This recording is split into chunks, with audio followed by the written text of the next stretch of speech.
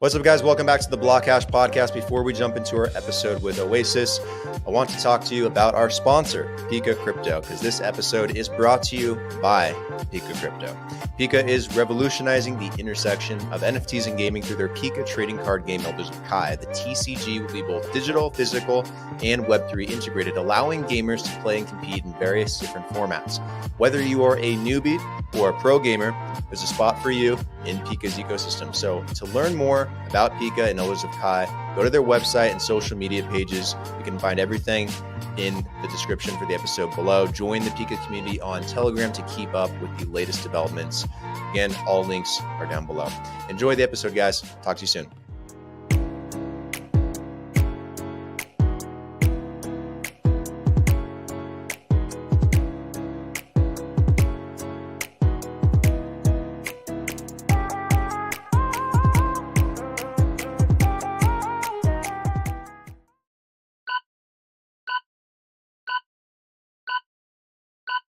What's up, guys? Welcome back to another episode of BlockHash Exploring the Blockchain, episode 341.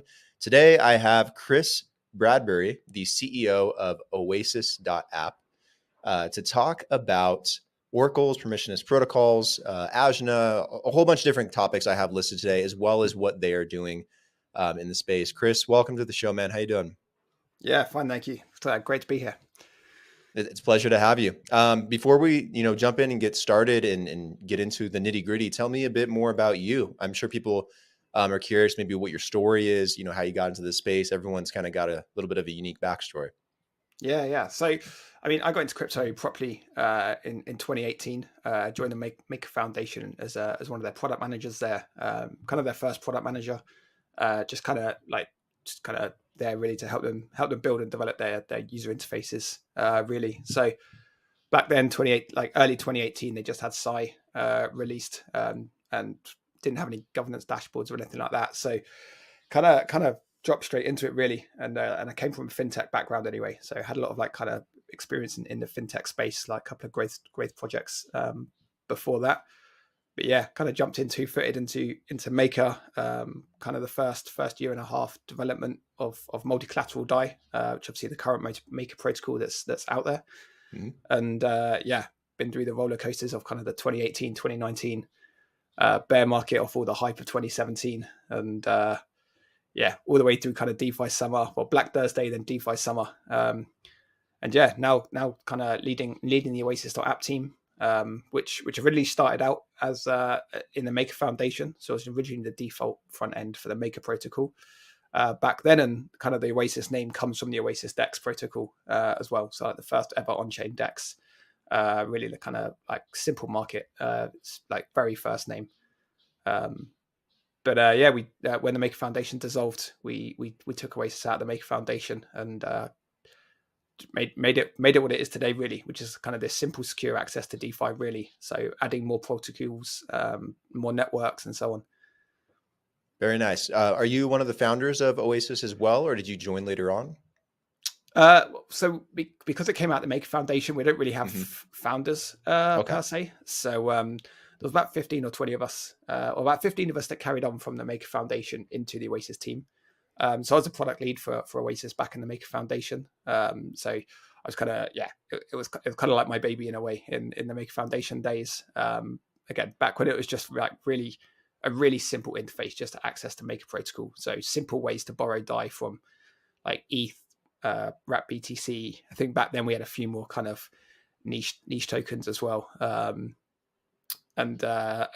we took it out. So we didn't really have founders as such. You could argue kind of the 15 of us that kind of carried on over from it when the foundation dissolved. So I took on the role of CEO, but really just kind of more CPO, if anything, and in that transition period, really. Nice. So what is Oasis.app in a nutshell? What kind of things do you offer to users? Yeah, so we've got three main product features, really. So it's borrow, multiply, and earn. So borrow's the simplest one, really. It's the kind of oldest feature we had from the very first days of MCD. You can come along with ETH, Wrap BTC, State ETH, Rocket ETH, or anything like that, and borrow DAI against it. And DAI is obviously a USD soft peg stable coin. entirely non-custodial, and kind of unstoppable as well. So unlike USDC and things like that, they've got the blacklist and so on. Like DAI is the kind of censorship resistant stablecoin really, and like the first proper stablecoin as well.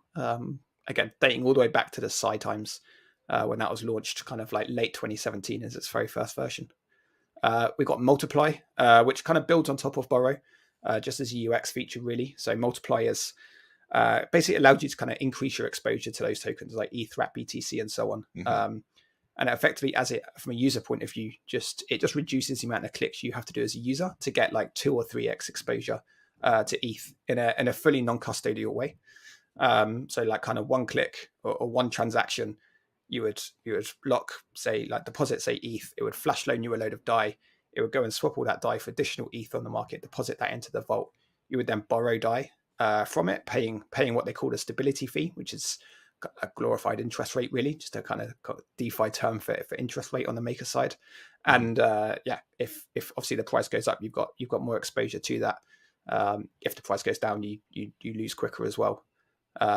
On top of that as well, we then have some automation features, just things like stop loss, auto buy, auto sell, which allows you to set certain parameters and thresholds, which mean you don't have to be at your computer. Say if the market drops very quickly, it can just close you out at a set collateralization ratio or loan to value. So if you've set that kind of that price, that loan to value, let's say it's like 80%, you can go to sleep knowing that if it hits 80%, it's going to close you out. It's going to save you probably 15 to 20% when it comes to liquidation penalties and any slippage and so on on the liquidations and things like that.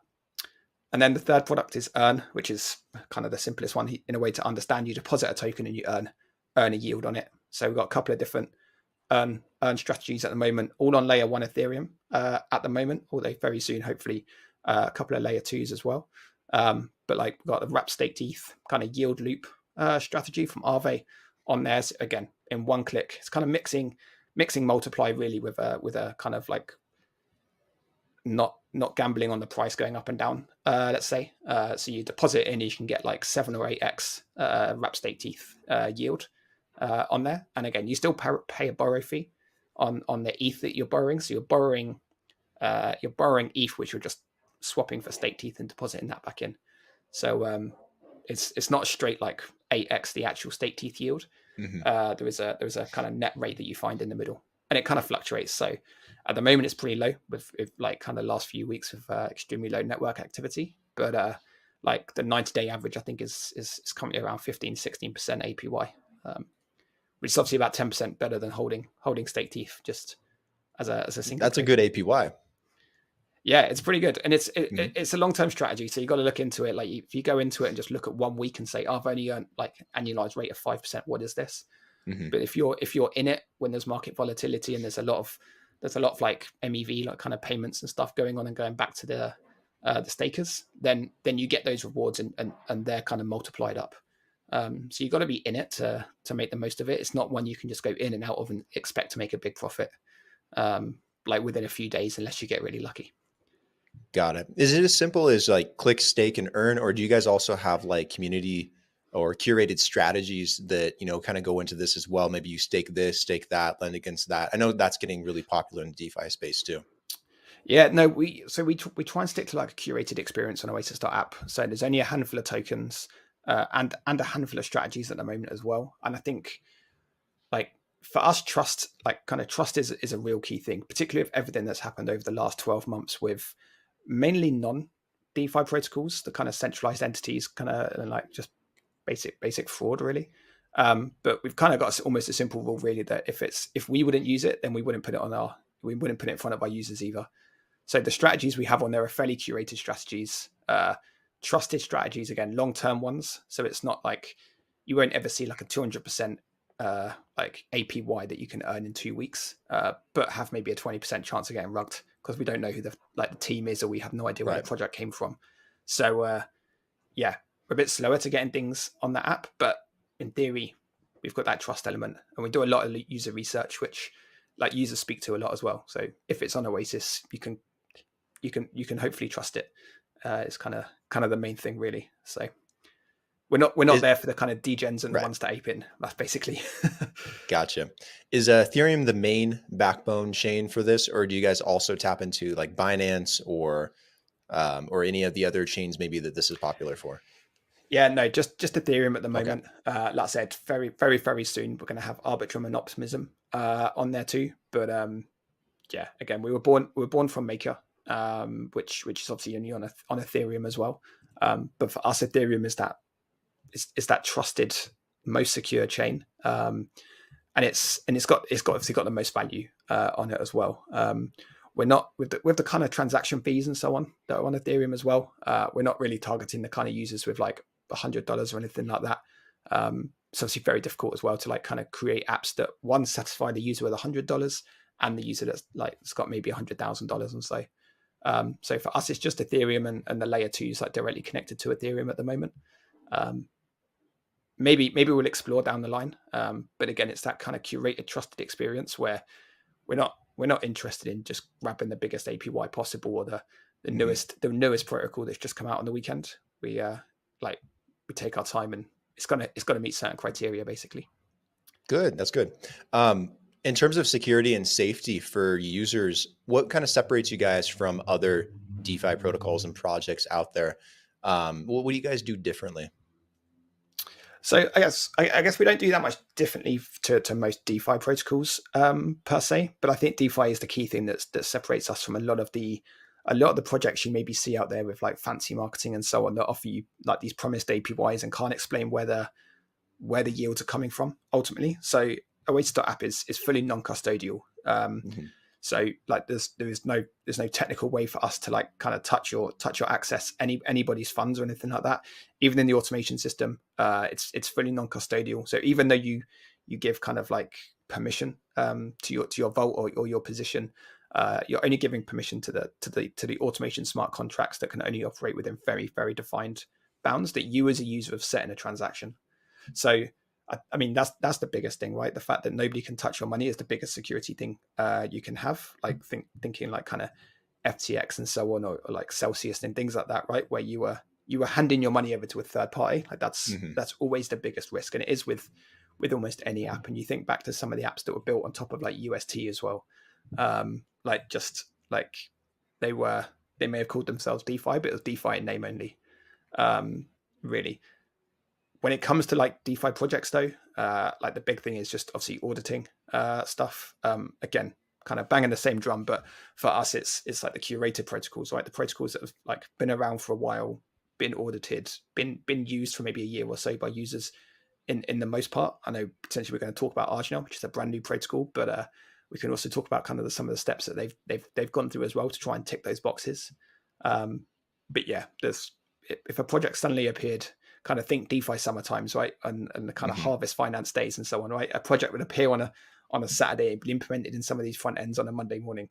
And by Wednesday, everyone's lost their money. So maybe not through like anybody's fault other than there's a bug in the system when an exploit happened. But yeah, I mean, if an exploit happens on some of the protocols that we have in Oasis, then yeah, I mean, it's unfortunate, but we think the risk is absolutely minimized. And likely the only major attack vectors is through governance now, through like Maker, Aave, and so on. Can users participate in governance? Is there a system for that? Through Oasis, you mean? Yeah. So Oasis, we don't have a token or anything like that. We are the front end to access a number of other protocols, and we don't support any governance features on any of the platforms. So if you want to partake in governance through Maker, Aave, or anything like that, Ajna, you go to their apps basically. Got it. Yeah, I saw an article on Ajna and that you guys were supporting it as well, and I thought it was kind of cool. Some of the things put together around permissionless protocols, oracles. I mean, there's a lot of stuff going on in that space. Want to know kind of how you guys are supporting it and kind of understand it a little bit better myself. Yeah, so we're launching the front end for it, or effectively one of the front ends for it when it eventually launches. So we'll have a dedicated experience that we've been working on for the last couple of months now, following the three core products again. So the borrow, multiply, and earn.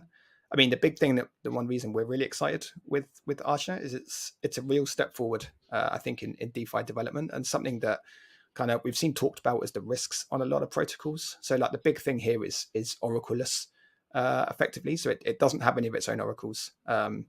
Effectively, the pools, I think it's kind of I think the best way to describe it is a kind of hybrid really between kind of like Maker in some parts, Aave and Uniswap, like combining almost the best bits of all of those together is the way. So they've taken out one of the biggest risks to say like Aave and Maker, for instance, which is oracles in a way. And I think there's been some great threads on Twitter about it as well, where it's not so much just like removing the oracles entirely, but it's this concept more of like bring your own oracles. So it's as a user, you can then bring to that protocol, or you can use a service on top, like Oasis, for instance, and you can understand which oracles they're using, and you can make a decision like, do you trust these oracles or not? Because for us to be able to offer certain services, we have to know the market price of them, right? So whether that oracle is technically a Chainlink oracle to get the market price from, whether we rely on kind of a like 1 inch, a price on the 1 inch aggregator in a way to say like, hey, if you're trading like 1,000 of token X for like to token Y, like at the moment, this is the price we would get for that trade on 1 inch. So for us, that is the market price on there. And like you present that to the user, and the user can make their own mind up then, or their own decision if they want to do that trade or not on there. But I think it's huge. Like a huge step forward in this concept of permissionless protocols, because it's always been one area that's been very difficult. Like there's always been a reliance that you've always had to trust someone, and this is the first one I think where you can truly say you're just trusting the code, because the special way they do the pools, they can effectively create a market price on the pools, and then kind of like they were like kind of rational system actors will then go and make sure that price is kind of accurate in a way, just like you see on Uniswap. But now we've got borrowing and lending introduced as well. And then the other side, which is obviously there's one or two that have tried it before or have done it before, but it's just the governance-less nature of it, right? So they're launching a protocol. They don't have plans to decentralize. They don't have plans to hand over to governance. Like the code is going to be released, and that is that. There is nothing. There's no multi-sigs. There's no governance. There's no like way to make it more decentralized. It is going to be a entirely permissionless, trustless protocol, which for us is really, really exciting. It really pushes forward the vision, I think, of DeFi and what you can do with it. And then for Oasis, from our point of view, it's almost a perfect protocol for our user interface in a way. It's those 3 core features that borrow, multiply, and earn to be able to do all of those things. And then particularly on the earn side, where you're going to be providing liquidity, it's going to be kind of like active management liquidity. So because the pools are going to be kind of setting the price, you lend at a price bucket in a way. So you lend at almost at the maximum price you're happy for your tokens to be borrowed at. And then that brings in obviously our automation tools as well, because that active, as the market prices do change, and again, that's where the kind of oracles come into it a little bit then for the automation side. So if you want to opt into automation, you opt into using an oracle, but you don't have to use an oracle, but you would opt into using some sort of oracle.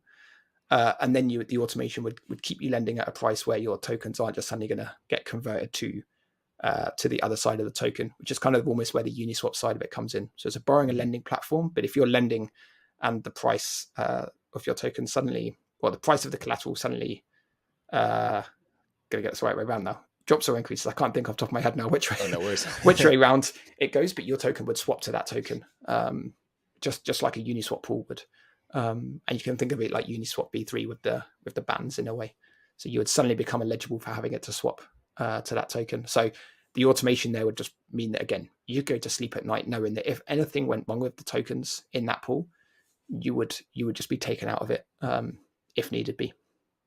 Yeah, it's really cool to see that type of automation. Adds a lot more user protection when they're using some of these protocols. Do you think permissionless is the future of DeFi? Do you think it'll take over the space and be like the standard, or do you think it has like a very specific subset of a user base within this industry?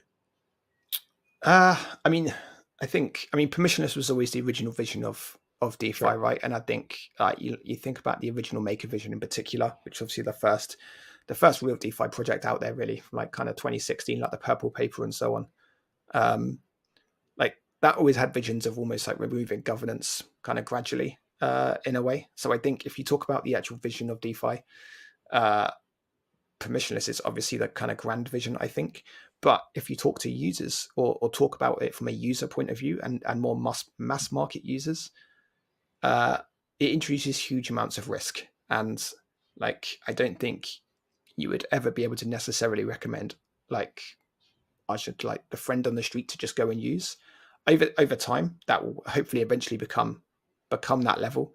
But it obviously introduces a huge amount of risk for it. So there's no governance to fix any bugs or shut it down or do anything that might like save it from some sort of potential exploit or anything like that. There's no time locks to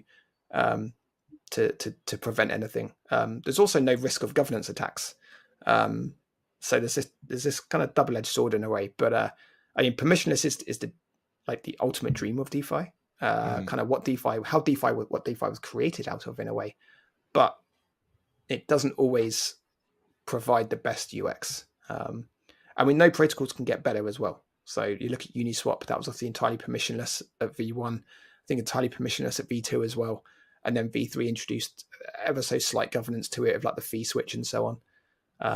But I mean, Uniswap V2 is still quite heavily used, for instance. Like there's still trades going through it on a daily basis and so on, and quite a lot of volume. So yeah, there's definitely a space for permissionless. Is it going to potentially be around in 10 years' time in the exact same way? Don't know, maybe not. But yeah, that's also the amazing nature of the industry we're in. But like it could well be. That's the fascinating thing. There's no one out there to stop it basically, unless Ethereum stops. Yeah, I mean, who knows? I mean, the industry's only been around for 10 years, so it's kind of hard to predict the next 10, huh? That's it. Yeah, I mean, DeFi's only been around for 4 years, 5 years, really, right? Like I said, the first like maker protocol, which was the first DeFi project, really was I think, except for maybe some tiny like maybe minor ones that were like almost pet projects and so on. Like that's still going at least was December 2017. So, and even back then, for instance, when they released the first DAI token, that's where that Oasis DEX contract, that simple market, was created, because there was no way of trading like DEX for ETH or MKR back then. It was just wasn't a possibility. These exchanges weren't onboarding like ERC20 tokens or anything like that, because so few of them existed back then. Exactly. I mean, I imagine it'll evolve tremendously in the next 10 years, probably the next 5 years. I mean, look where DeFi has come in just the last 4 since inception. So it's one of the fastest growing sectors here within Web3. So yeah, another 4 years, this stuff might become standard. There might be something better that comes out that gets developed. Absolutely. Who knows? Yeah. So it's fun. Yeah. Even next year, I think as well. Like I think if we look at some of the protocols that came out even last year, or that developments of like Aave or Morpho and so on that built on top of Aave and compounds, and now Archer's taken this next step. Like, yeah, next year is probably going to have something just as groundbreaking. And we've got the Curve stablecoin at some point soon as well. We've got the Aave's Go stablecoin as well. So we've still got some super exciting things to look forward to and see what impact they have as well. But yeah, it's going to be it's a fascinating place, and it's the old meme, isn't it? Like, we're still early, but it generally feels like it when you see some of the developments coming out still. And yeah, 100%. I want to talk about Oasis Borrow one more time. Yeah. In terms of how it functions, I know a lot of DeFi uses collateral for borrowing, for lending. Is it the same with you guys? Like, you can put up collateral and borrow against it, or is there another mechanism, coming out for that at some point? Because I've heard all kinds of different theories on having some kind of credit score that's tied to your wallet address, or just different methods. And I'm just curious if maybe you guys have explored some of those, or if collateral is like the main way that you guys are going.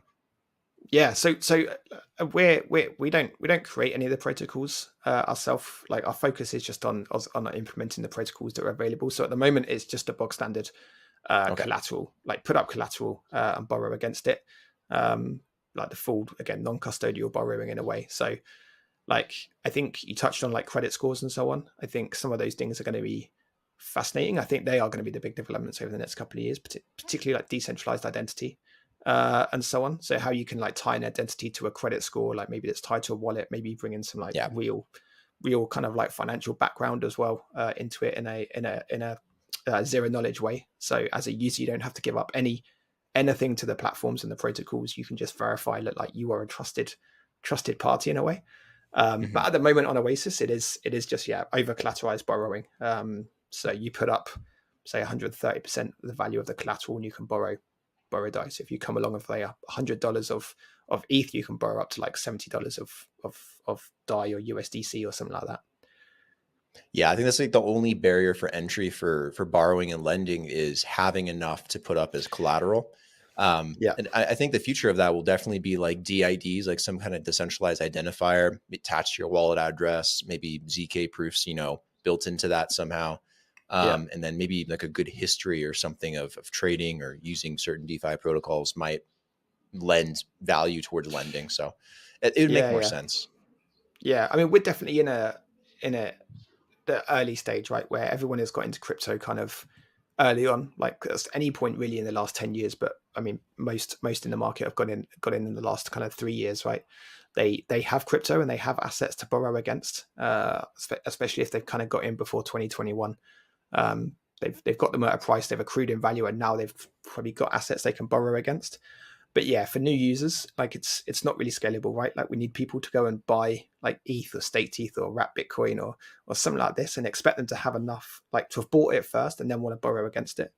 I think when I first joined Maker, I think my big vision and big hope was we would have tokenized way more assets by now, like real world assets, I think as well. So if you have, let's say you're like a long term holder of like Tesla stock or something like that, like my big vision was actually, instead of, let's say you want to like put a house deposit down, but you don't want to sell your Tesla stock because maybe it's earning you on average like it's increasing in value like 7-10% a year.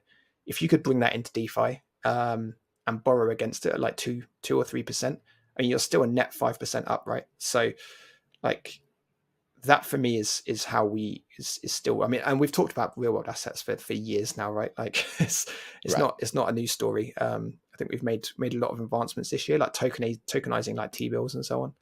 But yeah, I think if we can tokenize some real world assets that ordinary people have, and I'm not saying ordinary people, every ordinary person has stocks or whatever, but if like most people have like pensions or whatever, or probably not pensions, but savings accounts that are in like ETFs or anything like that, like if you could just borrow against them without having to sell them, and there's billions, if not trillions of dollars of money in ETFs and stuff, right? So if we could digitalize those or anything else, like there's so many real world assets out there that you could actually borrow against. And again, if you had that decentralized identity, you could prove that you own X or something without actually, again, having to fully KYC yourself on these protocols. You can just kind of get the thumbs up without the app or the protocol knowing anything about you, just that you're a reliable borrower. Like that for me is the next big thing. And we talked about what are we going to see in the next 4 years. Like if we haven't seen that in 4 years, I'd be astonished. Yeah, I think tokenization will be the next big thing because that just instantly creates liquidity for any asset, even if it's illiquid, traditionally. I saw today someone, I forgot who it was. I got to look it up again, but they have another protocol and they tokenized US Treasuries.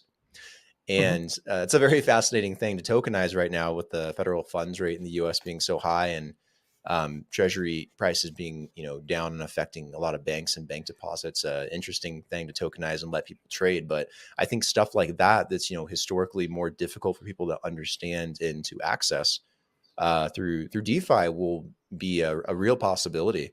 And it'll be cool to take stuff like that as well as things like real estate or items or secondhand items or whatever it is and tokenize it and create instant value for it.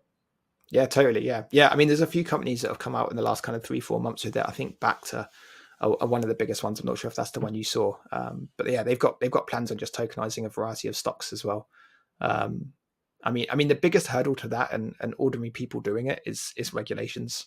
We've obviously seen the news today that's come out as well regarding Binance and stuff. But we need clearer regulations in this space. Just to understand what can and can't be done. without being silly. And I think once the regulations are cleared up, and they ideally need to be on a kind of global scale, like the regulators almost need to get together and approach it as a kind of global collective in a way. But once that's cleared up, and I mean, hopefully it will be more clear in the next couple of years, then yeah, it's going to unlock so much potential. And DeFi, crypto, Web3, like kind of almost whatever you want to call it then as well, I think in 5 to 10 years will just be like underpinning the main kind of financial network without most users even knowing maybe they're using it. So you'd have a mobile app that you're maybe buying like US treasuries or stocks, or like Tesla stock, or going into an ETF or whatever, and maybe it's tokenized, maybe it's on the blockchain. You get an option to borrow against it at like 2% from like this company, where traditionally you just see a bank's name up there. Now you might see like Maker or Aave or Ajna or something like that, right? And like this is the rate, these are the terms.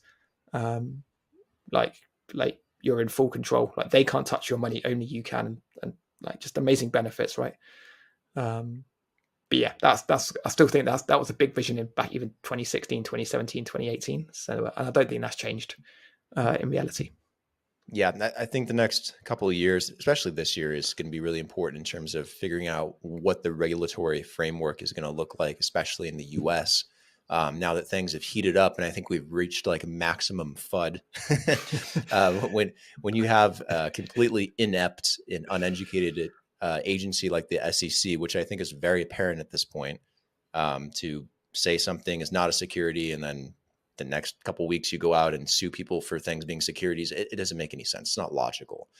To go after, exchanges like Coinbase and Binance, some of the biggest in the world that are very active at trying to understand and work with regulators, at least as far as we can tell.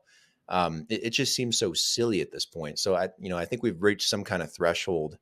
Something's going to happen that's going to be a bit more positive for this industry, whether it's a law, a bill, legislation, enforcement through regulation, or regulation through enforcement, or something through the courts. Tons of court cases going on. So hopefully that stuff is good for crypto and, good for you guys, and kind of opens things up a little bit so we don't have to worry so much. It's frustrating when you wake up on a Monday and you're like, God, what did they do again? Yeah. I mean, I think we've had a lot of weeks, I think, where we said, it can't get any worse than this. It's like complete exhaustion at this point. Yeah, but I mean, Binance and Coinbase, I think that they're easy targets as well, right? Like they also make the headlines. Like there's clear agendas and stuff out there and going on. But it makes the headlines. Like there's clearly no protection of investors going on. Mm-hmm. Like I think that's the main one in a way. But it's just like it almost seems like it's a game to some, and it's kind of like you got to get to a certain point. But yeah, like I said, hopefully it will turn, hopefully it will change, and in a couple of years time we'll get some really clear regulations, and it will just open us up for like even more innovation, because there's some incredible innovation happening, and it's kind of being pushed like harder and harder, like to the limit really of like what you can and can't do, and even to the point of like fear of the unknown right now. Must be holding back innovation and funding or backing from certain people that could actually offer a lot of help and assistance in the space, and just nervous about getting involved because of the regulations. So exactly. Well, I think we're getting to a head pretty soon, so hopefully something will change in the right direction and get some positivity for once. Let's hope. So what's next for Oasis? What do you guys have on your roadmap coming up the rest of 2023? What are some things maybe you're working on that you're excited about, that you want people to keep an eye on? Give us a little bit. Yeah. Yeah. So I think the biggest thing, big thing happening in probably hopefully in the next 2 weeks is that we launch onto the L2s. So we put Oasis onto Optimism and Arbitrum.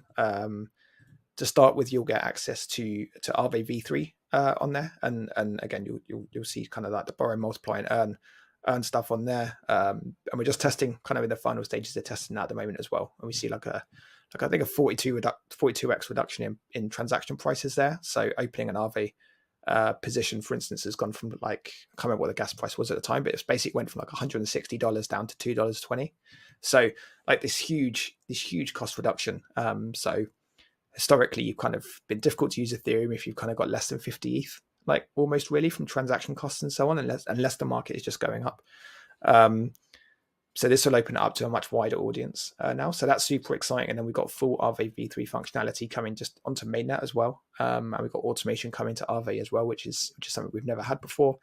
And then the really big thing we've touched on already a little bit is Ajna. So Ajna support, hopefully, I think early July is when it hopefully coming out. I don't think there's any set dates yet, but yeah, I mean that's the thing we're going to be most excited about. I mean it's such a huge step forward in kind of protocols really. And I know it's been getting a lot of hype on Twitter, and it's interesting to see because like Blend came up with something similar, like permissionless, oracleless, like DeFi, NFT lending and borrowing. So like to see both these protocols almost announced at the same time was pretty fascinating, and I don't think there's any connection between either of them in any way. But yeah, so that's the big thing for us, and then it's just doubling down on the UX experience then as well, like combining these and speaking to users, listening to users, and understanding exactly what they want to do between these different protocols. Yeah, like that's kind of what we pride ourselves on really. Nice. Kind of on the lookout for some new protocols as well. If there's any other like kind of really awesome kind of, I mean, I hope it all works the way we're hyping Ajna up a little bit, but like any more kind of like Ajna level kind of new protocols coming out that have been through like just endless audits, it seems. Yeah, like that fit into like that Oasis vision really. But yeah, well, hopefully want to see some users coming back into DeFi as well. The last year's been tough on users. It's almost just been a kind of outflow of users from DeFi. We kind of see that in the gas prices a little bit as well, kind of falling almost to like in the 10s or 20s. When only like a year ago they were in the like you saw low hundreds and you were happy, right? A year ago. So right. hopefully those users can come back, or we can move as many new people, like get new people in on straight onto L2s and so on as well. But yeah, I think it's going to be a really exciting year for DeFi, crypto, and yeah, for Oasis as well. Got some really cool, awesome stuff happening. Yeah, I'm very excited about DeFi, mostly because I know a lot of funds have been getting pulled from exchanges into self-custody, especially in Bitcoin and Ethereum. And it's very easy to swap and trade in a wallet these days. And I think as DeFi continues to progress, I think that's, where people are going to ideally want to go first. If the exchanges still are having issues with the regulators, why would they immediately put it back to Binance and Coinbase when they could just trade swap in their wallet? So I think DeFi, there's a big surge that's coming in the near future, just around the horizon. Yeah, and we've got account abstraction now as well, which is kind of seems to be full steam ahead. Like as well, like I think there's an Instant.app have released Avocado and so on, and there's just a lot of like pretty awesome things happening generally. Because I think we're all aware that like seed phrases is not a scalable mass market solution to managing your money. Like even some of the issues I think Taylor at MetaMask kind of highlighted recently, right? When a load of people got had their funds stolen, and I don't think they ever kind of, or maybe I missed it if they did, but I don't think they ever quite like worked out what the actual root cause of all of that was. But it was some like kind of crypto OGs that were caught out with that as well. So like, yeah, seed phrases aren't the way forward. Even the way multi-sigs are and stuff like that at the moment. And yeah, I mean, a year ago we trusted like Trezor and Ledger, right? Trezor and Ledger, and now like maybe it's majority of it's FUD, and I know it's like still opt-in and so on, and like of course people can update like firmware and stuff like Right. like that almost seems to be like the worst kept secret in a way, that like the shock that came out of the Ledger stuff. But yeah, like it's hard work managing your own money, right? Like I think going back to like 2015 times, like be your own bank and so on. But, that's the whole original idea too. To be your own bank and self-custody your funds. There's obviously a lot of trade-offs to that. You don't get the same protections and insurance you'd get leaving your money in a bank or a traditional exchange, even a crypto exchange. But you have full control. As long as you know what you're doing, it's incredibly beneficial. It's just a little scary sometimes because if you ever lose that phrase or you don't take enough precautions, and then there's no getting it back. So yeah, absolutely. And I think like one thing a lot of people seem to forget, like when they're using crypto, or like at least we see it from a user's point of view, is like if it's too good to be true, like it's probably too good to be true. And like even looking back on the whole like UST thing, right? Like them paying 20% for holding UST, and like there was so many like reputable people out there, like reputable names and stuff, calling it out and like talking about like the non-sustainable when it's like you're like it's such a high risk thing.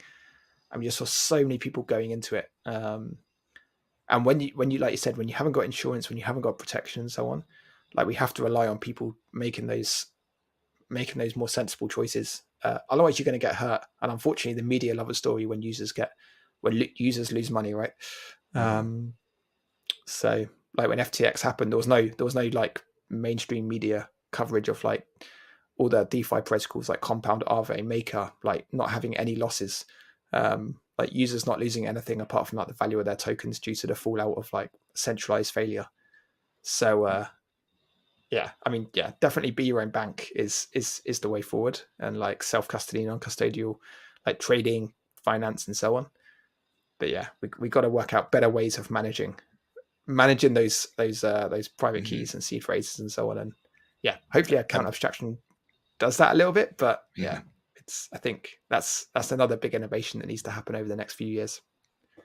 I think it's coming at some point. I mean, there's a lot of good work being done around seed phrases, being able to condense it down into like a short phrase, like a password you can remember. And Brain Wallet has been really good at that for a long time. There's a lot of different ways where you can condense it down, encrypt it, and then pull it back out by memory if you have to. But yeah, I'm sure that it'll continue to evolve over time here, and we'll get a better solution for it. Absolutely, yeah. Again, we're still early, right? That's the everlasting point. I mean, the first websites and emails or whatever were terrible, right? For 10 years or so. Exactly. Like the internet was like dial-up internet. Like we've all forgotten about that now. But that was a terrible experience. Exactly. I mean, the whole username password, it's not very secure either when you really think about it in all the different ways someone can get a hold of your email, your username, your passwords these days. I constantly get security alerts for my passwords. And I'm like, really? I just changed it 6 months ago. And then they're like, oh, it's not secure. We found instances. And I'm like, oh my God. So the old Web 1, Web 2 system is, very flawed today, and it's getting worse and worse. So Web 3's got a very bright future as people look for those solutions. Absolutely. It's, I couldn't agree more. And ironically, it's much harder to scam people, right? In that sense, if you know what you're doing. Exactly. Yeah, doesn't stop people trying though. Right. People will always try. How can people use Oasis.app? How can they connect to it if they want to borrow and lend, if they want to multiply, if they want to earn? How do they get set up? Yeah. So it's super simple. Just you just head to Oasis.app. That will take you there. Again, it's all non-custodial, so you'll need a wallet. So support all the major wallets like MetaMask, Ledger, Trezor, pretty much any Web3 kind of browser-based wallet. There's a few other hardware wallets on there as well, and mobile wallets. But just connect your wallet with the assets that you've got in there. And yeah, if you've got one of the tokens that we support, so like ETH, staked ETH, Rocket ETH, whatever. You just pick the strategy. You'll see three options of which are borrow, multiply, or earn. So you pick what kind of what your goal is basically, and just follow the instructions. Like one of the things we pride ourselves on is the UX and like usability of it, like making DeFi simple but secure. It's kind of like our tagline in a way. So it really is simple. Just go to the website, connect your wallet. The first time you do it, you'll be asked to sign a signature in your wallet. This just enables us to it just proves that you're connecting with your wallet, and it just gives you a few UX improvements as well. When we know that it's your wallet that's connected to it, so you can follow vaults like other people's positions if you want to try and get insight on what they're doing, if they're like increasing risk or decreasing risk. It just gives you a few extra things and just shows us that you signed the terms and conditions as well. But yeah, once you've signed that message, you're off. As always, just check the URL and so on. Like if you're trying to search for it in Google, like just make sure it is Oasis.app, because I think every week we're like submitting reports to have like phishing sites taken down and so on. But yeah, it's once you're in it should be very easy to use. Like I said, we've got a few earn strategies on the staked ETH side, and you can multiply using like Maker and Aave at the moment. And yeah, very, very soon is going to be L2s and then Ajna, which we've got a load of Oasis token rewards for as well, like Ajna tokens as well. So for the first 2 years, anyone using Ajna on Oasis is going to be able to like kind of yield farm Ajna tokens as well. Awesome. Chris, thank you for taking the time today. Really appreciate it. It's been a really good conversation. Learned a lot about what you guys are doing with Oasis.app. And I think it's a fantastic product for people to use if they want to be in DeFi and they want to connect and do all these things, multiply, borrow and lend, earn APYs. Yeah, so we'll put links in the description as well so people can check it out. The correct URLs, don't go just try and Google it. Hope you'll find the right one. Go to the right website, double check everything. Yeah, thanks, man. Really appreciate it. No, thank you. It's been an absolute pleasure.